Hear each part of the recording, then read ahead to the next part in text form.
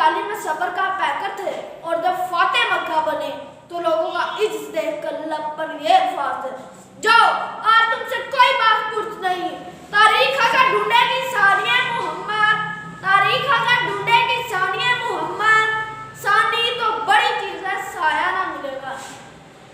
मैं आज तारीख आलम से ये सवाल करता हूँ कि अगर मोहम्मद का नूर ना होता तो जहालत का जरा किस तरह कफूर होता, बेसहारों की दस्तगिरी कौन करता, हाजतमंदों की हाजत रवाई कौन करता, गुलामों को इसकी जिंदगी का ढंग कौन सिखाता, गुलामों को इसकी जिंदगी का ढंग कौन सिखाता, औरतों को इसका मुकाम कौन देता और इहतराम इंसानियत कौन सिखाता।